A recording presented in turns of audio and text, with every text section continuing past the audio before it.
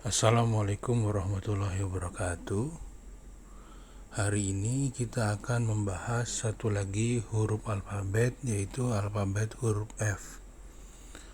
Huruf F ini menarik sekali. Kalau dalam kartu remi, maka F ini termasuk kategori kartu joker. Kenapa? Karena dari seluruh alfabet hanya huruf F inilah yang bisa memenuhi 3 zona. Dalam satu huruf bisa memenuhi zona upper, middle, dan lower, terutama huruf-huruf F di Eropa. Seperti itu. Dan huruf F ini sering sekali digambarkan sebagai tubuh seseorang. Zona upper itu mewakili kepala, leher ke atas. Zona middle itu dari leher hingga ke pinggang. Zona middle. Zona lowernya dari pinggang hingga ujung kaki.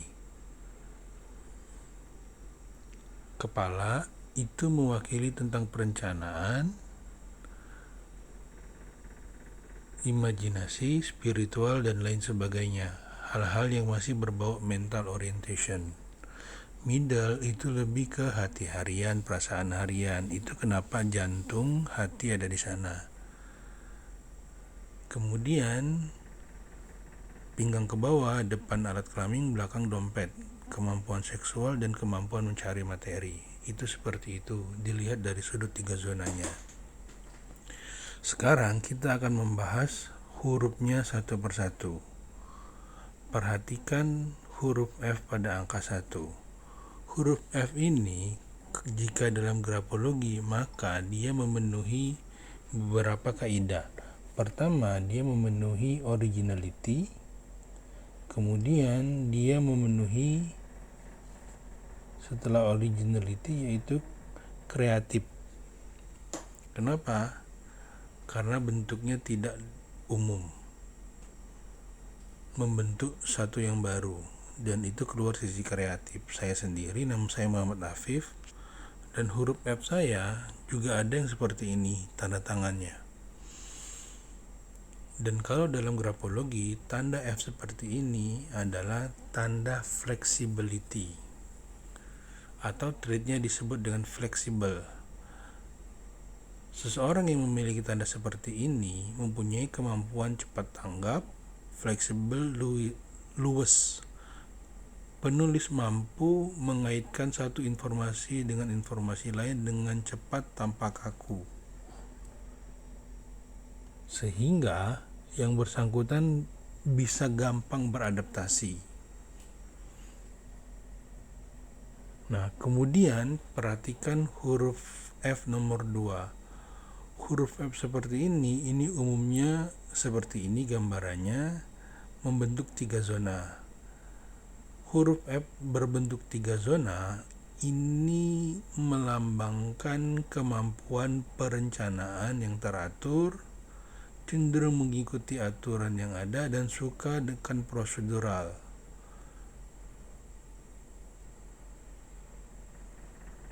Nanti tinggal kita lihat dominan di upper, middle, atau lower. Nah, antara nomor 1 dengan nomor 2 di tanda tangan saya pakai keduanya. Bahkan nomor 1 itu bagi kalangan simbol itu termasuk simbol unlimited. Jadi kreativitas tanpa batas. Seperti itu. Kemudian huruf F.3 dengan loop yang lebih besar di lowernya ini mengindikasikan atau mencirikan yang bersangkutan itu memiliki minat yang besar pada aktivitas fisik atau aktivitas di luar lapangan.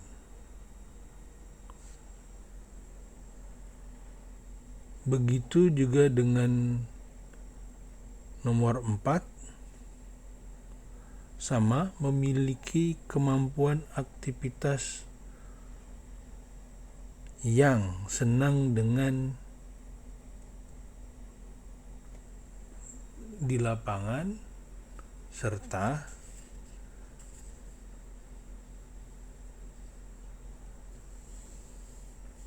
lemah dalam perencanaan. Jadi seseorang yang aktif dan energik. Kenapa? Karena bagian lowernya lebar. Nah, untuk huruf nomor 5 ini mencirikan F yang sederhana, yaitu orang-orang yang simple dan straight to the point. Nah, perhatikan nomor 4 dengan nomor 6. Balik lagi, ciri bundar itu adalah ramah. Kalau bersudut itu mengindikasikan ada ketegangan, energi berlebih, bersudut. Nah, orang-orang yang menulis huruf F seperti angka 6 ini biasanya menggambarkan seseorang yang cukup egois, terutama yang berkaitan dengan keinginan, materi, dan seksual, sehingga membuat ia sedikit kesulitan untuk bekerja sama dengan orang lain. Bahkan nomor 6 dengan nomor 9, 19 dan 20, serta nomor 26 itu memiliki sudut. Jadi kalau ibarat pisau itu bisa melukai dirinya sendiri. Nah, saya dalam terapi menulis selalu meminta teman-teman yang pertama buat bentuk 3 zona, kemudian tidak boleh ada sudut ataupun runcing di bagian lowernya. Itu untuk poin nomor 6. Nah, sekarang F poin pada nomor 7, perhatikan. Di atasnya dia membentuk loop, tetapi di bawahnya dia tidak membentuk loop, jadi hanya garis lurus. Jadi orang-orang seperti ini adalah orang-orang yang penuh ide karena zona upper, tetapi untuk penyelesaiannya atau pengerjaan di lapangannya dia kurang optimal. Begitu juga dengan sebaliknya pada poin 8. Di bawahnya itu terbentuk loop, uppernya garis aja, sehingga dia lemah di ide tapi mau untuk mengerjakan sesuatu. Nah, sekarang coba teman-teman nanti cari video di channel YouTube saya, yaitu tentang zona. Zona itu kan terbagi menjadi 3. Zona upper, middle, dan lower.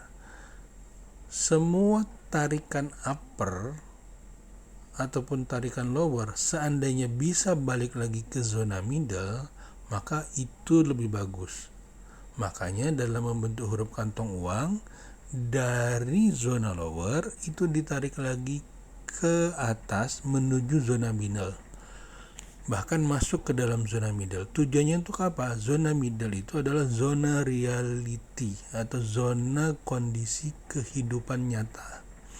Sehingga dari alam imajinasi di bagian kepala, pemikiran, dan imajinasi di bagian lower, begitu ditarik masuk lagi ke dalam zona middle, yaitu alam kenyataan. Itu kenapa saya selalu bilang tarik ke zona middle. Nah, untuk poin nomor 9, orang-orang yang bersudut ini itu mirip dengan nomor 6, hanya membedakannya karena dia juga punya uppernya sedikit. Orang-orang seperti ini orang-orang yang tidak suka berkompromi. Kalau dia sudah ngomong A, B, B, dan kadang jadinya melukai dirinya sendiri. Seperti itu. Nah, ada lagi yang huruf F-nya itu kayak angka tambah dan dia hanya masuk ke dalam zona middle. Orang-orang menulis seperti ini, mereka memiliki pandangan hidup melihat sisi positif dari suatu informasi, tetapi ya hanya sebatas memandang. Padahal kan huruf F itu harusnya 3 zona, seperti itu. Nah, kemudian ada juga huruf F dengan palang menyilang yang tegas dan tebal. Bentuk huruf F seperti ini biasanya menggambarkan seseorang yang memiliki keyakinan dan energi tinggi. Bedanya dengan nomor 12 itu dia memiliki sedikit tarikan atau lekukan lebih ataupun loop di bagian middle-nya. Orang-orang seperti ini memiliki harga diri yang cukup tinggi dan keinginan untuk membuat keluarganya semakin membaik. Nah, kalau untuk nomor 13, beberapa referensi buku yang saya baca, di antaranya adalah penyuka sesama jenis, bisa homoseksual, bisa lesbian, dengan huruf F yang berbentuk figur 8. Selain dari bentuk seperti ini, bisakah dilihat dari bentuk lain untuk preferensi atau kecenderungan seksualnya? Bisa, diantaranya dengan tekanan yang tidak merata di area-area tertentu. Itu mengindikasikan dua kalau kita belajar grafologi fundamental. Pertama, ketergantungan terhadap obat-obat terlarang. Kedua, preferensi seksualnya bisa ACDC, seperti itu. Nah, sekarang nomor 14. Orang-orang yang memiliki kecenderungan nomor 14 itu juga bisa sebagai kantong uang, mengharapkan uang masuk. Bisa juga kalau dari segi materi, bisa juga dia itu memiliki karakter yang tidak terlalu perhatian terhadap gambaran dirinya. Artinya, ya saya seperti ini, Anda mau mengikuti saya syukur, enggak juga sudah seperti itu.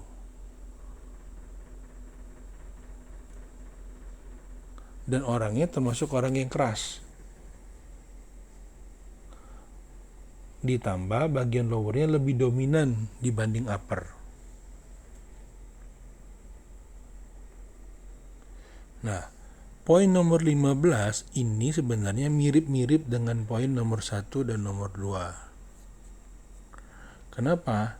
Tipikal orang yang kreatif dan senang melakukan apa yang mereka rencanakan.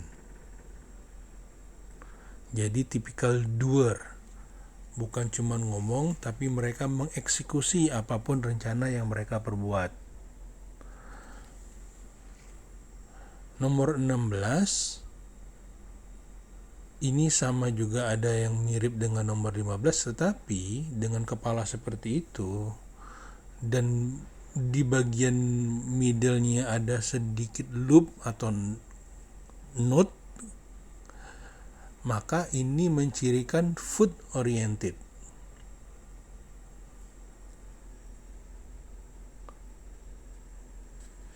Nah, untuk nomor 17 perlu diperhatikan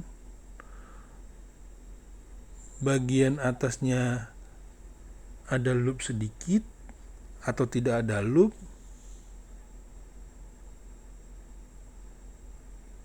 Dan dia itu ibaratnya itu jadi gagang pisau.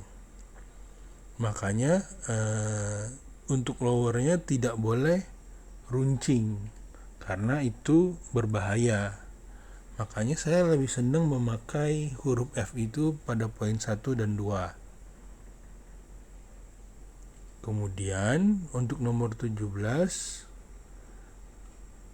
antara upper dan middle-nya itu hampir-hampir tidak seperti huruf F.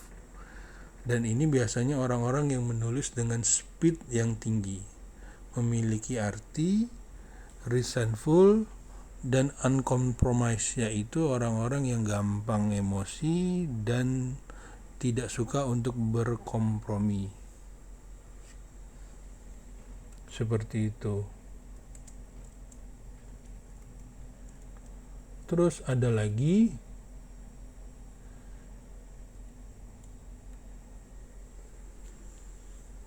Ingat, sudut itu melambangkan kemarahan, kebencian. Jadi ada unsur seperti itu. Sama seperti pada poin 19 dan 20. Tetap ada unsur-unsur seperti itu. Ada unsur dislike-nya juga, dan karena dia di bagian lower, selain materi juga ada hubungannya dengan seksual, sehingga pada poin nomor 20 dari buku-buku referensi yang saya baca itu juga berhubungan dengan sexual disappointed. Untuk nomor 19, emotional or sexual inhibited, yaitu keterbatasan dalam hal mengungkapkan emosi ataupun seksual.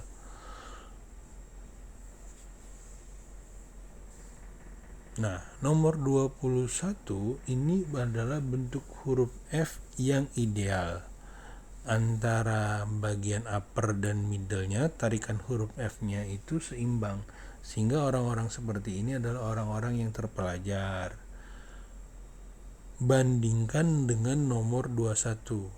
F-nya itu pipih. Kalau dalam grafologi tandanya namanya repression, yaitu menghimpit, mengecil, menekan. Emosinya ditekan, pemikirannya ditekan, sehingga dia membuat keterbatasan pada dirinya sendiri. Dan ada unsur malunya juga, seperti itu. Dia termasuk kategori Nero. Nah, untuk nomor 24 itu memiliki arti orangnya berpendidikan dan gampang mengungkapkan apa yang dia mau, dan termasuk orang yang berintelijen. Itu untuk nomor 24 karena dia mirip-mirip dengan 21. Hanya bedanya nanti di cara dia mengungkap. Kenapa? Karena untuk 24 itu uppernya panjang, barnya panjang ke kanan. Itu ingat, kalau kita bisa ngerti ilmu grafologi fundamental, maka itu nanti akan ada margin kanan, margin kiri, rebah kanan, rebah kiri, baseline, dan lain-lain. Dan itu juga bisa dikombinasikan. Nah, untuk nomor 24, barnya itu dominan ke kanan. Jadi dia cenderung lebih emosional. Untuk nomor 23,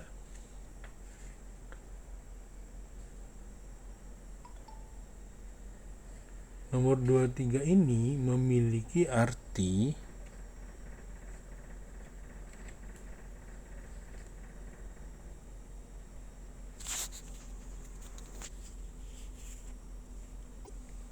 orang yang cukup artistik dan sensitif. Jadi huruf F-nya itu dibuat lagi setelah ada loop, ada garis di tengahnya. Kan seperti nomor 1, nomor 2 nggak ada tuh garis tengahnya lagi kan?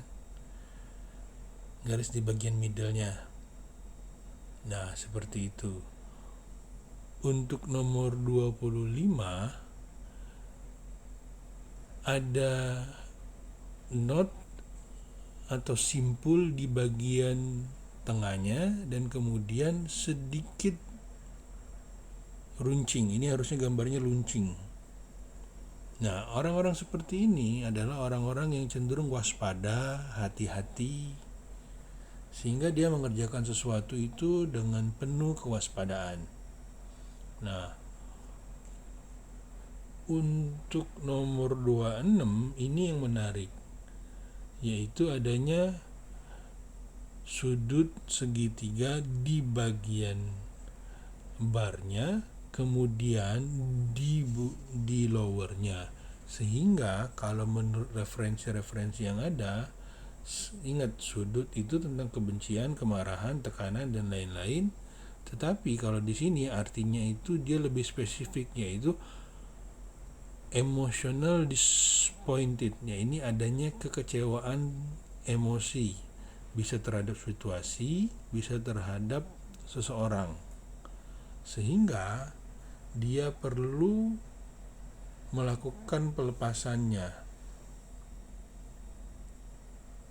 Kadang-kadang orang itu juga perlu melakukan pelepasan dengan marah, tetapi kadang kalau tidak pada tempatnya ya itu jadi repot. Makanya dengan menulis itu membantu pelepasan energi negatif. Nah, untuk nomor poin 27 ini F-nya itu kalau secara lambang ini seperti lambang gelombang mengayun, sehingga memiliki perasaan humoris. Nah, sekarang dari semua huruf F ini yang bahaya itu adalah semua yang bersudut, yaitu 6, 9, 17, 18, 19, 20, 25, 26. Dan yang direkomendasikan itu adalah 1, 2, 15, 11 masih oke, 21 juga masih oke, dan 24. Nah, hanya saja F yang umumnya nomor 21, 24 itu biasanya ditulis dengan bentuk 2 zona. Beda kalau bentuknya itu nomor 1, 2, 3, 4, 9, 11, 12, 13, 14, 15, 16, 17 ini biasanya berbentuk 3 zona. Karena apa? Dia nanti memenuhi upper, middle, dan lower. Nah, huruf F ini dalam terapi menulis biasanya tidak langsung saya minta untuk benahi. Balik lagi, standar minimal dari untuk membenahi bentuk tulisan yang paling penting itu adalah 1. Middle wajib bersih. Kenapa bersih? Karena ini berhubungan dengan perasaan, emosi, dan kejujuran. Ini penting banget. Kemudian mulai membentuk huruf kantong uangnya, karena ada sebagian dari kawan-kawan yang menulis huruf lowernya belum terbentuk huruf kantong uang secara optimal.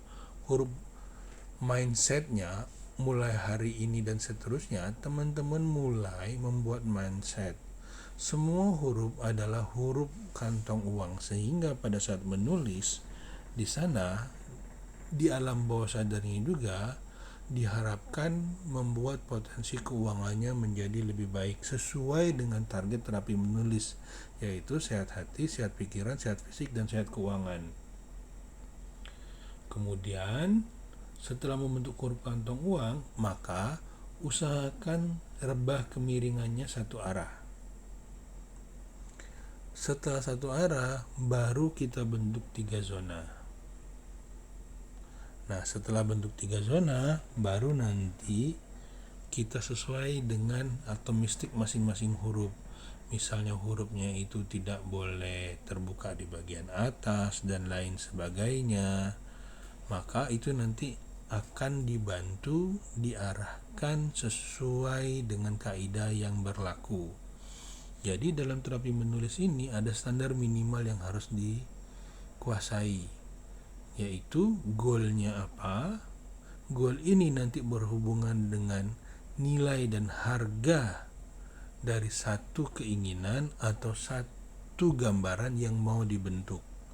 Mau bentuk apa dulu, sehingga alam bawah sadarnya bisa diajarkan mau seperti apa. Nah, ini bisa kita lakukan asal memiliki kemauan.